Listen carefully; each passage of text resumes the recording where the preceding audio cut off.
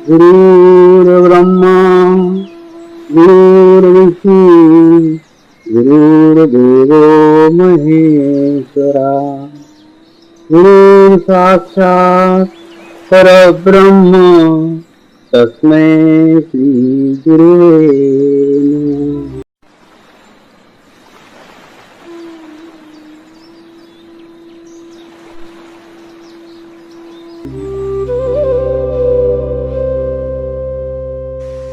मैं एक पवित्र आत्मा हूं, यानी मैं शरीर नहीं हूं। मैं एक शुद्ध आत्मा हूं। शुद्ध आत्मा केवल परमात्मा है। परमात्मा के सिवा मेरा कोई अस्तित्व नहीं है। मैं परमात्मा मैं हूं। मैं एक पवित्र आत्मा हूं, यानी मैं शरीर नहीं हूं। मैं एक शुद्ध आत्मा हूं। शुद्ध आत्मा केवल परमात्मा है। परमात्मा के सिवा मेरा कोई अस्तित्व नहीं है। मैं परमात्मा मैं हूं। मैं एक पवित्र आत्मा हूं, यानी मैं शरीर नहीं हूं। मैं एक शुद्ध आत्मा हूं। शुद्ध आत्मा केवल परमात्मा है। परमात्मा के सिवा मेरा कोई अस्तित्व नहीं है। मैं परमात्मा मैं हूं।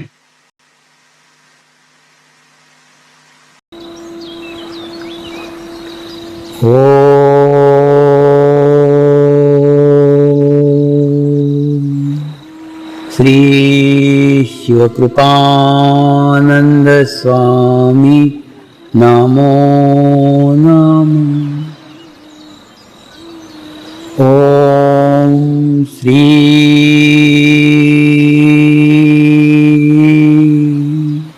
शिवकृपानंद स्वामी नमो नमः।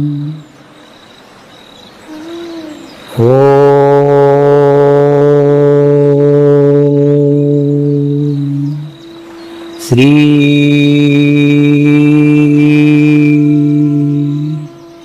शिवकृपानंद स्वामी नमो नमः।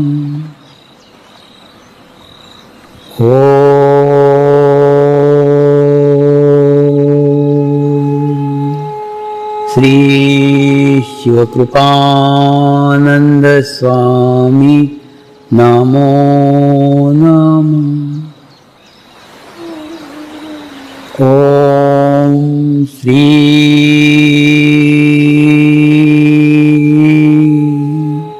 शिवकृपानंद स्वामी नमो नमः।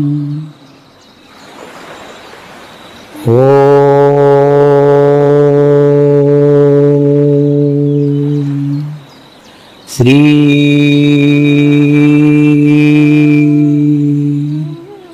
शिवकृपानंद स्वामी नमो नमः।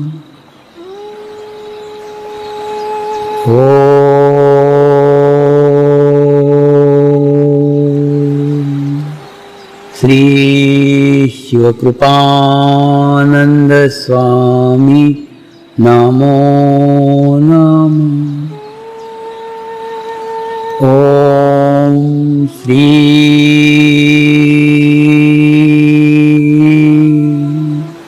शिवकृपानंद स्वामी नमो नमः।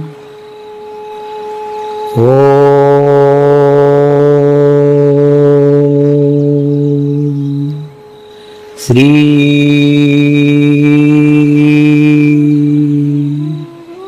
शिवकृपानंद स्वामी नमो नमः। ध्यान करने के थोड़ी देर पूर्व एकांत में जाकर बैठो और अपने आप को जानने का प्रयास करो, अपने आप को पहचानने का प्रयास करो। आप अपने आप से ही प्रश्न पूछो,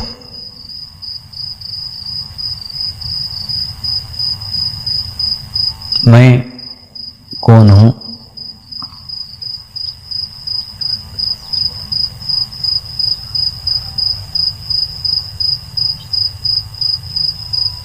मैं कौन हूं?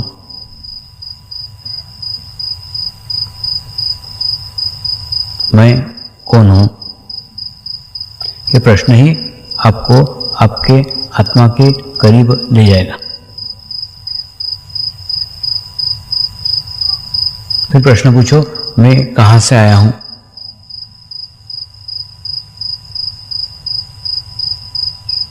मैं कहां से आया हूं? मैं कहां से आया हूं? और तीसरा प्रश्न करो, मुझे कहां जाना है?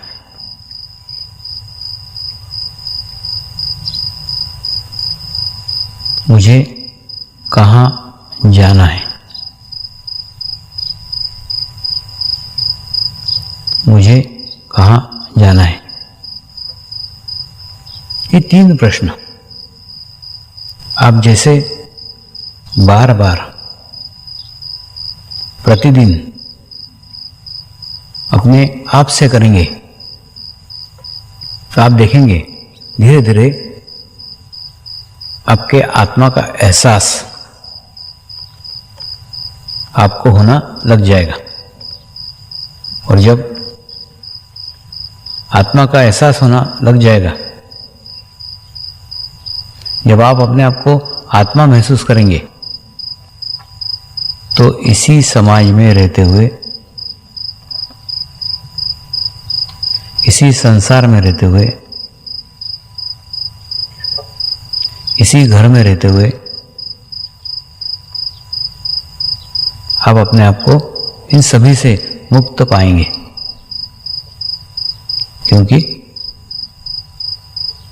आत्मा की कोई जाति नहीं होती,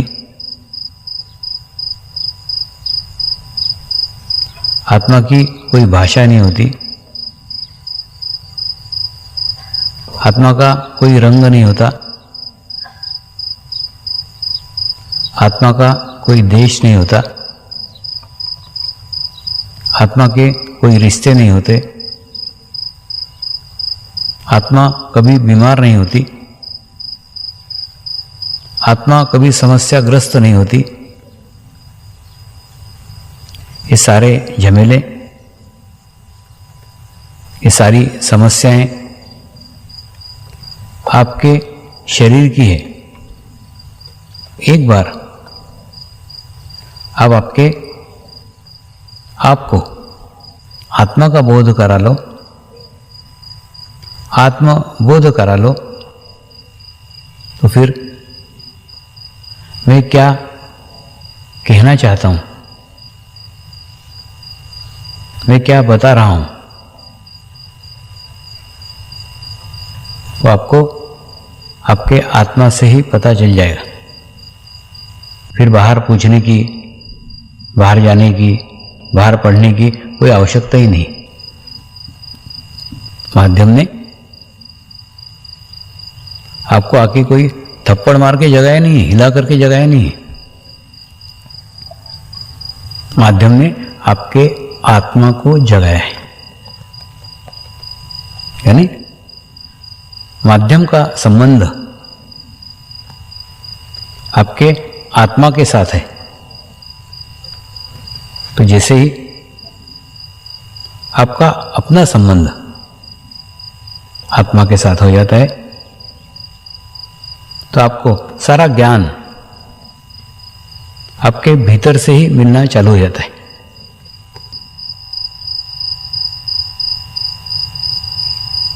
ईश्वरीय शक्तियों की विशेषता है, ईश्वरीय शक्तियों को किसी सीमा में, किसी भाषा में, किसी आकार में बांधा नहीं जा सकता।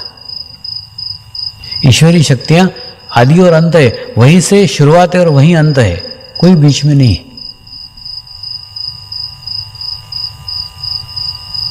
इसीलिए सबको एक सा प्राप्त हुआ है, एक जैसा प्राप्त हुआ है, किसी को कम या किसी को ज्यादा नहीं है, हो ही नहीं सकता। इस प्रकार से कई लोग ऊर्जा को संग्रह करके, ऊर्जा को एकत्र करके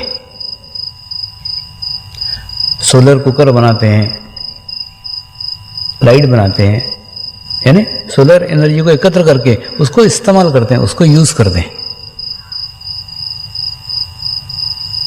और कई लोग उस ऊर्जा को नष्ट होने देते, उसको संग्रह नहीं करते। तो किसी ने संग्रह की तो सूर्य खुश होगा क्या, और किसी ने संग्रह नहीं की तो सूर्य नाराज होगा क्या? नहीं, उसका स्वभाव है ऊर्जा देना, शक्तियां देना। कोई ग्रहण करे उसकी मर्जी, कोई ग्रहण न करे उसकी मर्जी, लेकिन सूर्य की अपनी एक सीमा है, उस सीमाओं से बाहर जाकर वो कुछ नहीं कर सकता। ठीक उसी प्रकार से माध्यम की भी अपनी एक सीमा है, उसके बाहर जाके वो कुछ नहीं कर सकता, क्योंकि वो केवल माध्यम है, सेतु है, मध्य है।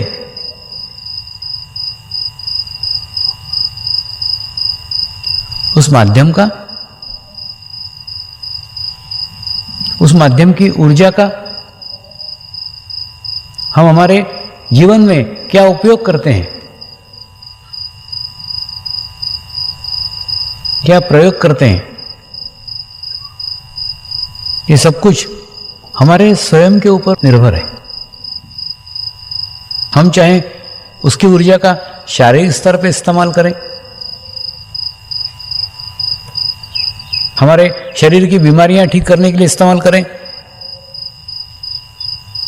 हमारे शरीर के रोग ठीक करने के लिए इस्तेमाल करें, हमारे शरीर के व्यसन ठीक करने के लिए इस्तेमाल करें, हमारे शरीर के दुर्गुण दूर करने के लिए इस्तेमाल करें, या अपने शरीर को स्वस्थ रखने के लिए इस्तेमाल करें।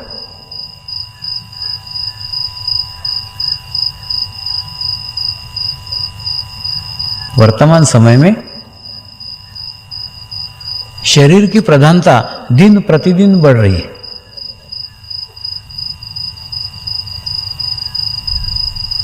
यानी शरीर प्रधान होते जा रहा है। आपने देखा होगा, अलग अलग योगासन के विधियां निर्मित हो रही है, लोग योग की तरफ आकर्षित हो रहे हैं, योगासन की तरफ आकर्षित हो रहे हैं।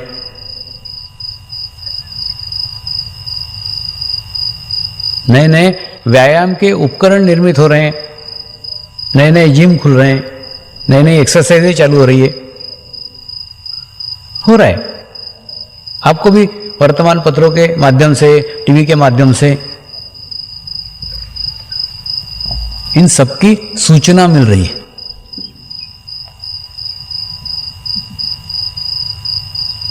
यानी ये स्पष्ट संकेत है कि शरीर की प्रधानता दी जा रही है, शारीरिक स्वास्थ्य की तरफ अत्यधिक महत्व दिया जा रहा है, अत्यधिक जोर दिया जा रहा है।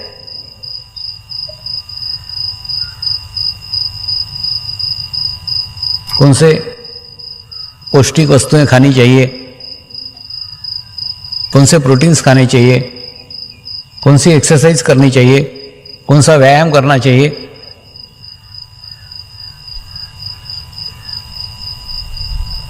ये सब शरीर प्रधानता की ओर है। और इन सब प्रयत्नों का संबंध शारीरिक स्वास्थ्य के साथ है।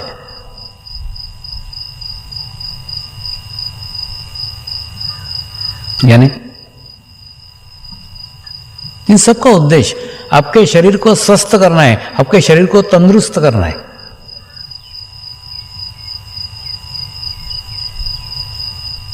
लेकिन कई बार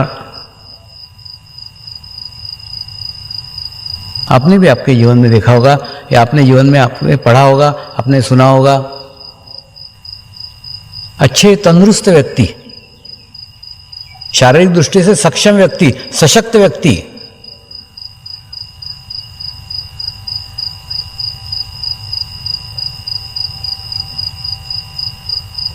वो फिर पुलिस के हो, वो मिलिट्री के हो। पुलिस और मिलिट्री का उल्लेख मैं इसलिए कर रहा हूं क्योंकि हम ये महसूस करते हैं, क्योंकि सब जवान स्वस्थ रहते हैं, तंदुरुस्त रहते ही हैं।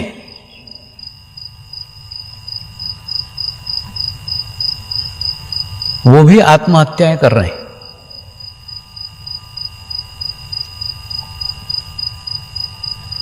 या तो अपने आप को गोली मार लेते या अपने साथियों को गोली मारते। बस थोड़ा सा अलग हट करके, थोड़ा सा अलग एक सोचने की आवश्यकता है कि सब कुछ अगर शरीर ही है, शारीरिक स्वास्थ्य ही सब कुछ है, तो फिर ये स्वस्थ व्यक्ति आत्महत्याएं क्यों करते हैं, जिनको शरीर की कोई बीमारी नहीं है, तंदुरुस्त हैं, अच्छे व्यायाम करते हैं, अच्छे साधन उपलब्ध हैं, अच्छा पौष्टिक खाना खाते हैं। यह इसलिए है कि अत्यधिक शरीर के ऊपर जोर दिया गया है।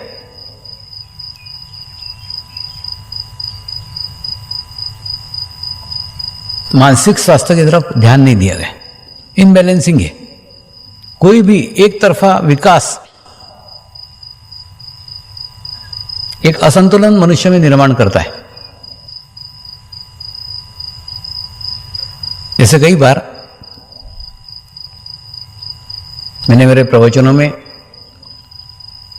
5 ऑस्ट्रेलिया की योगा टीचर का उल्लेख किया था। जो 5 योगा टीचर सुडौल शरीर की थी, तंदुरुस्त थी, स्वस्थ थी,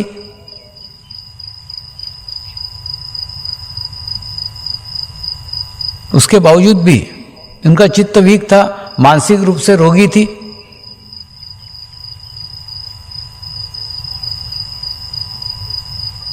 और एक योगा टीचर से अपेक्षा की जाती है कि जिस प्रकार से वो शारीरिक रूप से स्वस्थ है, वैसे मानसिक रूप से भी स्वस्थ होना चाहिए, जबकि नहीं थी वो।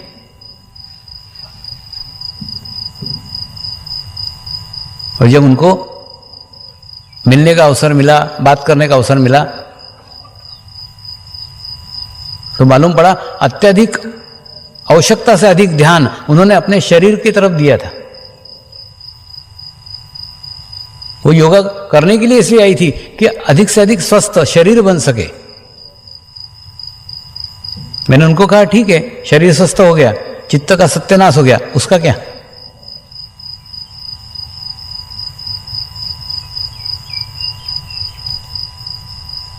तो बाद में फिर उनको मानसिक स्वास्थ्य की तरफ ध्यान देने को कहा। उनको कहा आकाश की तरफ देखो ताकि आपको मानसिक शांति प्राप्त हो, आपका मन स्वस्थ हो, मन प्रसन्न हो। शरीर स्वस्थ हो गया, शरीर अलग है, मन अलग है, तो केवल शरीर को स्वस्थ रख के नहीं चला जा सकता। शरीर के साथ साथ मन को भी प्रसन्न रखने की आवश्यकता है, मन को भी स्वस्थ रखने की आवश्यकता है।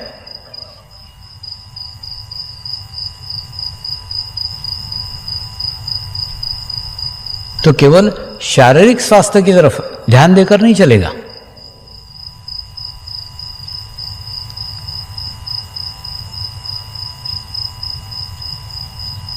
मानसिक स्वास्थ्य की तरफ भी ध्यान देने की आवश्यकता है।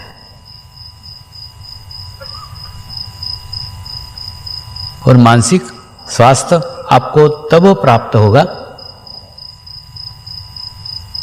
जब आपको मानसिक शांति मिलेगी। और मानसिक शांति आपको तब प्राप्त होगी जब आपके मन के ऊपर आपके आत्मा का नियंत्रण होगा।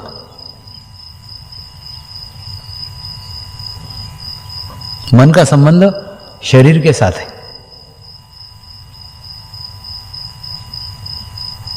तो अगर आपके आत्मा का नियंत्रण आपके शरीर पे हुआ तो आपके मन के ऊपर भी हो जाएगा। और जब आत्मा का नियंत्रण आपके मन के ऊपर होगा तो आपको मानसिक शांति प्राप्त होगी। और मानसिक शांति तब प्राप्त होगी जब आपको आत्मिक शांति प्राप्त होगी। और आत्मिक शांति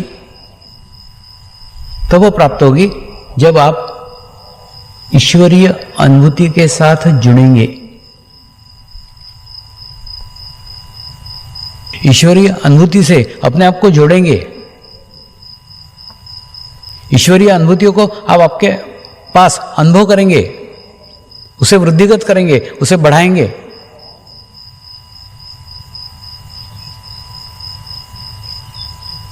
और आत्मिक शांति प्राप्त करने के लिए कोई दूसरा होना चाहिए।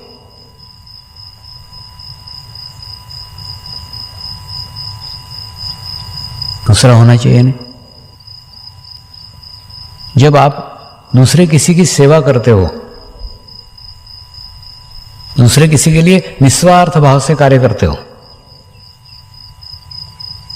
तो आपके शरीर को सुख नहीं मिलता। हो सकता है शरीर थोड़ा थक जाए,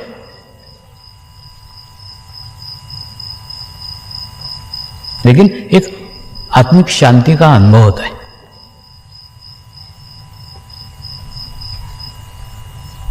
हमारे चैतन्य महोत्सव के अध्यक्ष जी ने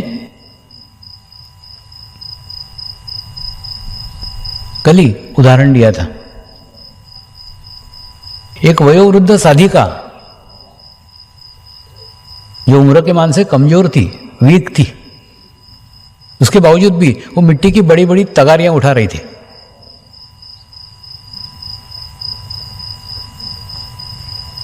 देखने की दृष्टि से तो वो विचित्र था। इस उम्र के अंदर उसने तगारी नहीं उठाना चाहिए। ये कष्ट उसके शरीर ने नहीं सहना चाहिए। शरीर थक सकता है और थकता ही होगा,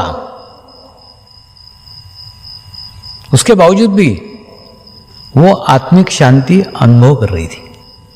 यानी शरीर को प्रधानता नहीं थी, आत्मा को प्रधानता थी।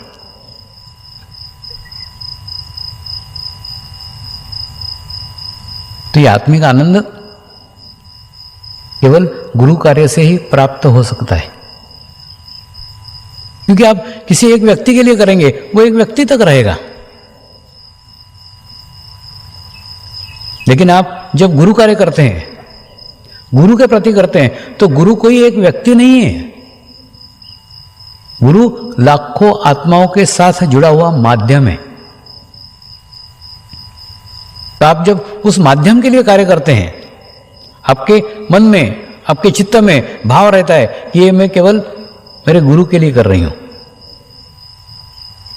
तब जाने अनजाने में आपके भीतर 1000 हाथियों का बल प्राप्त होता है और आपके हाथ से, एक छोटे से आदमी से, एक बहुत बड़ा कार्य घटित हो जाता है।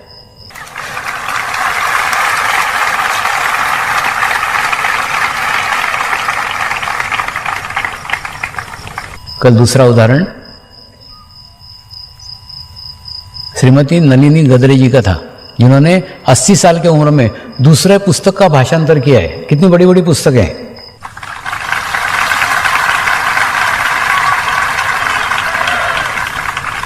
कई बार आपने भी देखा होगा, आपके भी घर में माँ होगी, आपके घर में भी पिताजी होंगे।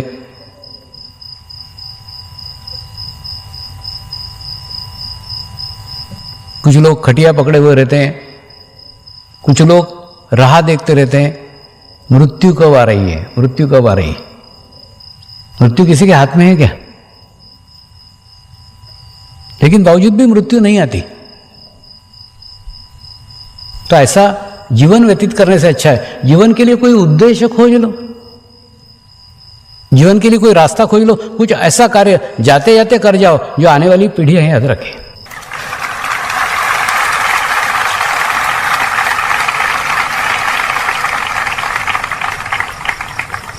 गुरु का कार्य करने का तरीका अलग अलग होता है।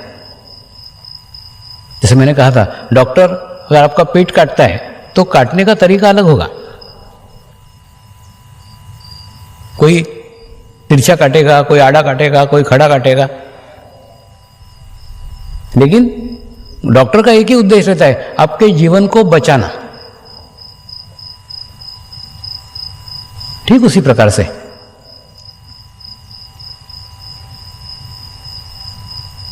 कार्य करने के तरीके अलग अलग हो सकते हैं। मेरे जीवन की एक घटना आपके साथ बांट रहा हूं। गहन ध्यान अनुष्ठान के समय ये कुछ दिन पूर्व ही मेरे पिताजी आईसीयू में भर्ती थे और एकदम अंतिम दिनों के अंदर थे। जब मैं मेरे बड़े लड़के को लेकर उनको मिलने के लिए गया तो वो होश में भी नहीं थे, बात करने की स्थिति में भी नहीं थे।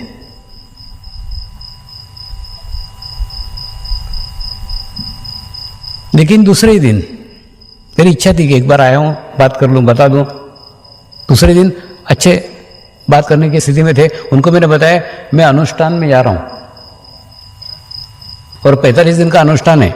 उस अनुष्ठान के बीच में अगर आपकी मृत्यु हो गई तो भी मैं नहीं आ सकता, क्योंकि मेरे को उसकी सूचना भी नहीं मिलेगी और मैं आऊंगा भी नहीं। अब आऊंगा तो महाशिवरात्रि के बाद में आऊंगा। और बाद में गहन ध्यान अनुष्ठान के बाद देखा तो वो एकदम स्वस्थ हो गए थे, एकदम तंदुरुस्त हो गए थे। महाशिवरात्रि की राह देख रहे थे, महाशिवरात्रि के बाद आएगा।